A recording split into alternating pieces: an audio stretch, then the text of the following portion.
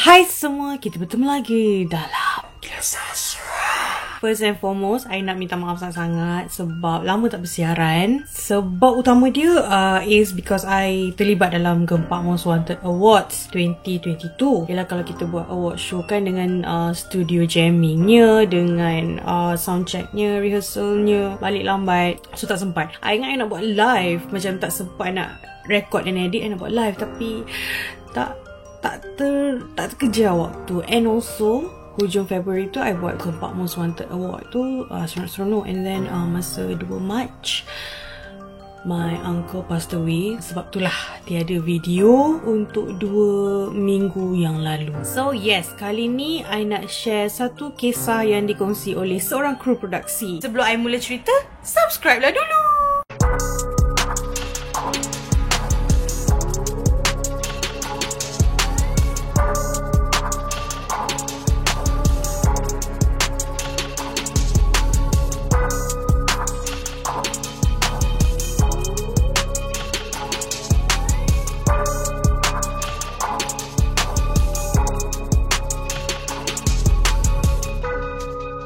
Okay, sebelum I start, I sebenarnya tak faham yang dia shoot ni drama ke telefilm. Sebab sepanjang dia bercerita dengan I tu, kejap-kejap kan dia kata yelah tengah shoot drama, kejap-kejap kan dia kata shoot tele. So I tak pasti yang dia shoot ni drama ke telefilm ke telemovie ke apa super tele ke, I tak pasti. Tetapi ia adalah set lokasi penggambaran lakonan lah untuk TV, bukan untuk wayang. So bukan filem lah. So nama kru produksi ni kita namakan dia Tilu, bukan nama sebenar. Kenapa Tilu? Sebab I suka band Tilu masa I remaja dulu. Kerana diriku bukan aku. So kalau korang tak tahu lagu Tilu tu, pergi cari kat Spotify. So kejadian ni berlaku masa sudah hari ke-5 ke-4 macam tu lah dah syuting. So macam yang terkena kerasukan ni adalah pelakon ekstra. So bila diorang dah 4-5 hari syuting, so dah macam dah kenal-kenal jugalah pelakon-pelakon ekstra kat situ. And yes, diorang tengah buat penggambaran cerita yang bergenre seram. So bila I cakap bergenre seram ni, korang faham-faham je lah. Shootnya malam-malam, ada watak-watak yang memakai pakaian hantu. And of course, shootnya dekat kampung. Bila kampung ni, I rasa korang kalau yang biasa dengar cerita-cerita kisah seram ni semua kan, daripada even channel-channel lain, so korang macam dah dapat idea dah kan. Bila shoot cerita seram, mesti rumah kampung, mesti ceruk sikit kat dalam kampung tu kan. And so yeah, betul, production ni pun sama. Dia shoot dekat kampung, and then diorang pilih kampung yang rare sebab tak nak look and feel sama macam semua cerita. Sebab kadang-kadang kalau kita tengok drama ke apa, kita boleh perasan ni rumah yang drama ni, ni rumah drama ni, semuanya sama kan. So production ni macam nak ambil line daripada lain, so dia ambil kampung ceruk mana tak tahu. And rumah yang diorang guna untuk shoot ni pun jauh daripada orang-orang kampung yang lain. Di kampung yang sebenar ada penduduk yang sebenar, tapi dia jauh sikit. And kebetulan rumah ni pula memang rumah usang PM tau. PM bukan Perdana Menteri PM ni maksudnya Production Manager. So Production Manager ni bila dalam satu-satu produksi, dia lah yang akan cari catering untuk production dekat set. Dia lah yang akan carikan pelakon ekstra. Dia juga yang akan carikan location. So PM ni memang banyaklah tugasnya. So kadang-kadang PM bila dia macam nak cari location yang rare-rare ni, kadang-kadang memang dia kena gunakan connection kabel-kabel dia tau. Kebetulan PM dalam production ni, dia ada rumah, kira bukan rumah usang, rumah macam nak cakap, orang tak duduk tapi rumah pusaka. Yes, rumah pusaka, rumah usang apa. So dia adalah rumah pusaka kat kampung ni yang jauh daripada orang lain, yang besar, yang terjaga tapi tak ada orang duduk. So dia kata macam okay, shoot lah kat situ. So basically rumah tu memang rumah lama, tak ada penduduk, tak ada penghuni dah bertahun-tahun. Tapi dijagalah sebab rumah pusaka kan. So back to the story. Masa diorang shoot kat situ, rumah tu memang besar. So kru pun boleh lepak-lepak kat situ, bilik banyak. Umur-umur lama ni kalau memang besar, memang besar betul kan, sebab tanah pun besar. Tak ada masalah. Cuma adalah gangguan here and there. Ada gangguan sikit-sikit yang untuk kru penggambaran diorang dah biasa. Gangguan-gangguan ni macam still bearable. Mungkin ada orang dengar bunyi-bunyi pelik ke, ada orang panggil suara ke, atau macam basically something yang kru production dah biasa bila di lokasi. Tetapi yang jadi pada hari yang ke-4 ke-5 ni lain sikit. So ada pelakon ekstra ni yang I namakan dia Sumanda. Kenapa I namakan dia Sumandak? Sebab dia ni berasal daripada Sabah. So daripada I pening-pening nak fikir nama, nak hafal-hafal Lily ke Liliana ke apa, kita namakan dia Sumandak. Sumandak Sabah kan cantik. Dia ni Tilu cakap pelakon ekstra. Tetapi dia punya pelakon ekstra ni watak dia simple but dia jadi hantu. Dia jadi hantu yang bukan main hantu. Macam dalam cerita tu, tele ke drama ke whatever ni lah, dia ada hantu yang main tau. Yang ni pelakon betul lah yang jadi hantu. Tapi dia macam gangguan kepada watak-watak lain ni. Macam kemunculan hantu berlalu, kemunculan hantu berdiri belakang pintu. So watak yang hantu ekstra-ekstra ni okay, Sumandak ni bawa. So dia memang diperlukan untuk setiap hari yang diorang shoot 4-5 hari tu lah. Kerja dia datang make up pucat-pucat, pakai wig, pakai baju putih macam tu tau. So simple je lah. Wataknya pun memang tak ada dialog. So korang get the picture lah, dia watak ekstra. Tapi dia kalau dalam ekstra tu dia main lah sebab dia banyak scene. Back to the story. So waktu diorang shooting ni semua elok je. Dah berapa hari dah kan shoot. Siang elok, malam adalah sikit-sikit kejadian but nothing serious. Until lah hari yang ke-5 ke-4 ni kan, yang memang Tilu cakap kejadian ni berlaku. Sepanjang shooting biasa on. So bila director dah cakap cut, dah wrap for that day, bukanlah wrap untuk the whole production, wrap untuk hari itu, jam dalam pukul 3 lebih pagi lah macam tu. So bila dah wrap, semua orang macam woohoo, happy. So pergi dah dekat food truck catering ni. Okay, bila kita ada macam explain kan, bila ada production mestilah ada makanan. Macam mana kalau nak berlakon, nak stay up sampai pukul berapa tu kau tak ada makanan kan. So pergilah dekat food truck kat tepi ni. Memang ada akak catering ni yang ada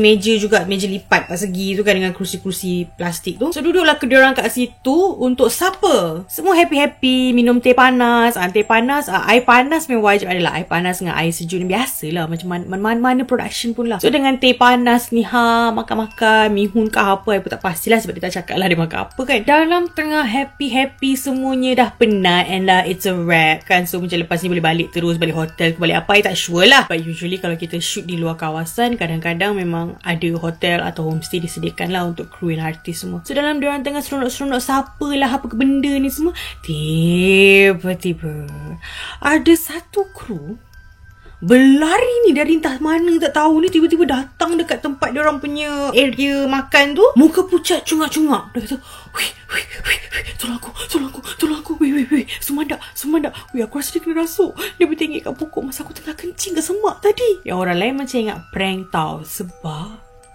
Sumandak ada dengan diorang tengah supper. So diorang pandang mamat tu, yang orang-orang dekat area catering tu pandang. Terus diorang pusing tengok Sumandak ni tengah pegang air teh. Kan I cakap air teh panas. Tilu cakap waktu tengah mamat ni tiba-tiba datang panik, baca weh Sumandak kena rasuk duduk atas pokok aku tengah kencing tadi tu. Masa dia pusing, dia tengok Sumandak tu yelah pegang air, tapi muka dia tunduk. Lepas tu macam ada cahaya dari bawah. Tilu assume maybe dia main phone dari bawah kan, so cahaya tu macam terpancar lah kat muka dia. So Tilu dah tak sedar hati. Biasalah dekat set penggambaran rumah-rumah kampung, semak-semak, kau buat pula cerita hantu. So kalau ada benda bertinggi dekat semak, yang kru ni pun dah elok-elok ada toilet, dia pergi kencing kat semak pula. So kadang-kadang benda-benda ni mengundang. So Tilu ni dia beranikan diri, dia pergi tegur Sumandak yang duduk dekat catering area tu. Weh Sumandak, kau alright tak alright? Bila Tilu dah start tanya, yang lain-lain yang tengah duduk tadi tu macam berselera sangat nak makan supper tu dah start bangun. Dah start jauhkan diri daripada tempat catering tu, macam dah pergi ke arah kru yang datang daripada lepas shishi tu kan. Tilu pula kebetulan dia tak adalah dekat sangat, dia tak adalah jauh sangat. That's why dia boleh macam, weh Sumandak, kau alright tak alright? Macam tu je. Sumandak tu senyum je. Tapi dia jawab, dia cakap, korang rasa yang mana satu aku? Yang dekat sini ke? Yang dekat sana ke? Yang dekat situ? Lepas je dia cakap situ, bergema suara hilayannya. Orang tak tahu datang daripada mana. Kuat sangat. Ya Allah, tiba-tiba ada bunyi benda mengilai.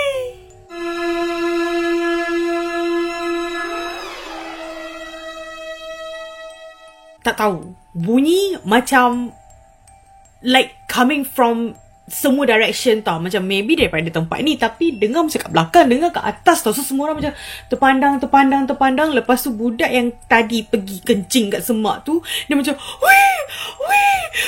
Dia tunjuk dekat rumah pusaka yang orang shoot tu. So Tilu pun pusing dari kat situ sebab orang tu wih. So semua pun pusing. Elok je dekat tingkap tu, si Sumandra ni bertinggi sambil dia terjelir lidah dia yang panjang. Rumah ni pula konsep dia tinggi, bawah tu ada ruang. So korang bayangkanlah panjang mana lidah tu. Sudah panik. Ya Allah, apa benda ni? So kat pokok ke, yang kat rumah ke, yang tengah duduk dengan air ni? Mana satu Sumandra? So dalam orang tengah panik dan nampak 3 penampakan Sumandra. Satu yang dekat semak tu, satu lagi kat meja ni, satu lagi dah tengah bertegek. So orang tengah nak proses apa yang dia nampak dengan suara mengilai tak tahu datang daripada mana ni. Tiba-tiba yang dekat meja catering ni, dia menyanyi pula. Dia humming lagu tak tahu apa. So orang dah takut. Dia duduk tau, dia memang duduk je dekat meja tu sambil menyanyi-nyanyi. So orang lain tak fikir apa, tidur pun dah panik, dah takut. Dia semua lari dekat production van. Memang lintang pukang. Ada yang masuk production punya van, ada yang masuk equipment punya van. Janji diorang macam ramai-ramai masuk mana van yang diorang nampak. Apa dan je. Semua orang dah tak kisah. Semua orang cuba nak selamatkan diri masing-masing. Tapi tak ada siapa lah yang nak masuk dalam rumah pusaka tu kan, sebab dah sasar, nampak petinggi terjelim macam tu. So memang berhimpit-himpit ni dalam production van. So Tilu ni, dia baca je lah apa-apa yang dia baca, yang dia tahu ayat untuk macam melindungi diorang ni semualah. So baca. Dalam dia baca tu, tiba-tiba phone dia bunyi pula. Dia tengok, alah, Sumandra pula telefon. Dia nampak Sumandra ni masih bertenggek ni. Sumandra ni dekat meja tempat catering ni. Dia tak tahu yang Sumandra yang dekat semak tu je. Sebab semak tu hanya satu kru je nampak. Tapi siapa pula yang telefon ni tiba-tiba kan? Dia tak angkat, dia takut. Tak nak lah angkat kan. Tiba-tiba takut. Dia memang time tu memang tak akan angkat. Tapi memang Sumandra tu calling. Tak tahu diorang dalam van production tau. So memang diorang nampak yang ini kat situ masih bertenggek, yang ini kat situ yang memang duduk pandang je diorang tau. So Tilu tak tahu macam mana tiba-tiba dia dengar Sumandra bisik kat telinga dia dalam van tu. Kau rasa mana satu aku? Allahu Akbar. Tak ada Sumandra dalam van tu. Kenapa dia bisik kat Tilu? Tilu nampak lu ikut tu kat situ. Yang kat pokok tempat kencing tu tak tahulah dah terbang ke apa tak kan. Tapi bisik. Tilu tak cakap dengan siapa-siapa sebab orang lain macam tak dengar pun apa yang berlaku. So Tilu je senyap dan phone dia masih ringing. Sumandra is calling. Dalam pada diorang semua ni tengah kalut-kalut, ada salah seorang another production crew ni memang tengah on the phone dengan ustaz. Untuk mereka yang maybe tak pasti ke atau tak pernah tahu ke, kalau production, selalunya production, mana-mana production lah, even production I pun yang tak buat cerita hantu ni pun, kita memang akan buat doa selamat sebelum kita start penggambaran kan. And kalau kita tahu kita pergi tempat tu memang ada banyak-banyak story suka, and dah ada banyak kejadian, kita akan panggil ustaz buat doa selamat, semoga semuanya dipermudahkan. Lagilah kalau orang yang buat filem genre seram, genre hantu setan ni semua, memang akan ada ustaz on standby. So ada satu kru ni memang dah tengah on the phone ni, minta ustaz tu datang location halau hantu lah. So kebetulan budak yang tengah call ni memang dalam van yang sama dengan Tilu. So bila keadaan sunyi, orang yang cakap dekat phone tu dengan kita boleh dengar tau. So bila dah sunyi dalam van tu, so orang boleh dengar lah. Ustaz tu tanya, dah tahu tak Sumandra yang sebenar tu yang mana? Kira macam dah identify ke yang mana Sumandra betul, yang mana Sumandra bukan, sebab nampak 3 penampakan kan. Sebelum budak production ni dapat jawab ustaz tu, ada suara mencelah dalam phone tu yang semua orang dalam band dengar. Carilah saya ustaz. Mati. Call tu mati. Terputus. Sudah kau kacau pula phone call orang dekat ustaz tu. Semua dah takut. Ingatkan macam legalah sikit bila ustaz nak datang, dah perempuan ni masuk dalam phone call pula. Tapi diorang macam lega, tak lega, macam tenang, tak tenang sebab diorang tahu ustaz tu on the way, and hotel ustaz ke homestay ustaz tu pun tak jauh. So macam tak lama lagi ustaz sampai je lah. Tapi dalam lah diorang nak rasa lega sikit, ada ustaz is coming.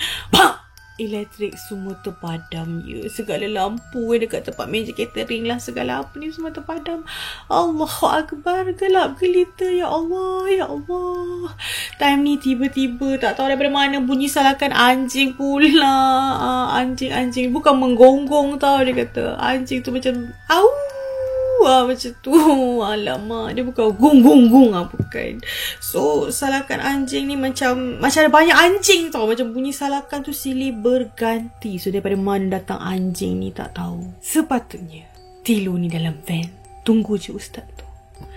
Tapi sebab dah lama sangat, diorang ingat, tak tahu apa yang diorang fikir, diorang keluar daripada van production tu. Tilu cakap tak tahu kenapa semua orang macam buka pintu. Mungkin sebab panas, mungkin sebab sempit, mungkin sebab nak udara ke apa, semua pun keluar. Yang keluar tu buat apa? Tilu still sampai sekarang tak faham kenapa diorang digerakkan lah hati diorang tu untuk keluar. Sebab lepas je Tilu keluar daripada van tanpa sebab tu, kaki dia diseret daripada van production tu. Zap! Dia tengah terbaring ni diseret ni sampai depan rumah pusaka PM tu. Allahu Akbar. Time ni Tilu dah tak fikir banyak sebab dia tergamam, dia terseret. Tak tahu siapa tarik, memang terseret daripada van production tu sampai depan rumah pusaka tu. Masa dia tengah terbaring ni, dia nampak tahu dekat atas bumbung tu Sumandak tu tengah bertinggi. Ya Allah, kan last dia tengok bertinggi atas tingkap ni tak, ni dah dekat atas bumbung tu. Dan dia nampak benda tu dengan muka ngeri, lidah terkeluar masih tu. Terjun macam nak lompat, macam nak jatuh atas badan dia. Lepas tu dia tak ingat apa, dah dia blackout sebab dia takut sangat, dia pengsan. Dia tak tahu benda tu jatuh atas dia atau benda tu himpak dia ke, atau benda tu masuk dalam badan dia ke apa. Dia tak tahu, dia blackout. Tilu sudah Tilu ke hospital dah. And bila masa dekat hospital dia tak adalah kru-kru lain kan semua kan. Tapi diorang tak nak cerita dekat dia apa yang berlaku. So macam dah after a few months, dah habis wrap, dah shooting tu, dia jumpa balik budak-budak production yang terlibat sama, duduk dalam van production sama. Dia macam tanya, weh, asal korang tak nak cerita kat aku apa jadi kan? Macam cerita je lah, apa sal, apa yang jadi kan. Macam last aku ingat memang aku nampak Sumandak kat atas tu dengan lidah terjelir, dia terjun. Aku tak tahu ada himpak aku ke apa, aku tak tahu, aku blackout, aku pingsan kot aku rasa. Lepas tu diorang cakap lah, lepas dia kena seret tu, dia pingsan. And orang lain tak nampak pun kalau ada Sumandak yang terjun ke apa kat dia ke apa, tak ada siapa nampak. So bila dia cerita tu, maksudnya hanya dia seorang lah yang nampak. Dia orang bawa dia ke hospital because dia tak sedarkan diri. Orang macam tepuk muka, jus air pun semua tak sedarkan diri. That's why dia orang bawa pergi hospital. So dia orang cakap masa dia terseret tu semua orang nampak, tapi orang tak tahu apa yang menyeret, and orang macam tergamam. So ustaz pun sampai. So masa ustaz sampai, ustaz azan, bunyi hilayan tu semua makin kuat tau. So ustaz azan banyak kali sebenarnya sampai bunyi senyap, and baru diorang bergerak slowly ke arah dia. Waktu orang nak pergi ke arah dia, tiba-tiba diorang dengar bunyi macam jerit, macam kena histeria tau. Jerit kuat sangat, jeritan. Yang ni bukan hilayan atau ketawa atau nyanyi, tak adalah. Dia memang jerit macam histeria. So ustaz ajak like most of the crew yang lelaki tu pergi, teman dia pergi, sebab bunyi datang daripada semak yang tempat first crew nampak Sumandak waktu dia tengah pipi tu kan. So okay, diorang pergi kat sana. So yang mana yang separuh lagi tu tengah teman si Tilu ni lah yang tengah pengsan ni. Dia cakap masa diorang pergi kat sana, memang Sumandak ni atas pokok ni tengah terjerit. Keluar dari tempat ni, ini tempat aku. Ustaz lawan lah dengan benda ni. Lawan. Pak, budak tu pengsan. Meaning benda, kiranya ustaz tu berjaya lah keluarkan whatever yang merasuk Sumandak tu pengsan. And that's how Tilu dengan Sumandak dua-dua ke hospital sebenarnya. Tapi sebab dah berbulan berlalu kan, seorang ingat okey je lah. Seorang macam tak ada explanation apa, tak tahu nak explain apa kat kau. Tapi sebab itulah korang dua orang ke hospital. Sebab kau pingsan, Sumandak pun pingsan. Tapi ada satu perkara yang orang lain tak tahu, sebab Tilu malas nak panjang-panjangkan cerita. Orang kan claim Sumandak pengsan, Tilu pengsan. Lepas dah keluar daripada hospital, semua orang macam okey, sambung je kerja macam biasa. Tapi sejak daripada kejadian tu, selalu sangat bila Tilu sorang-sorang, Tak kira lah dia pergi cuti ke, dia balik kerja ke, dia kat rumah ke, dia akan dengar Sumanda bisik kat telinga dia. Masih tak jumpa aku.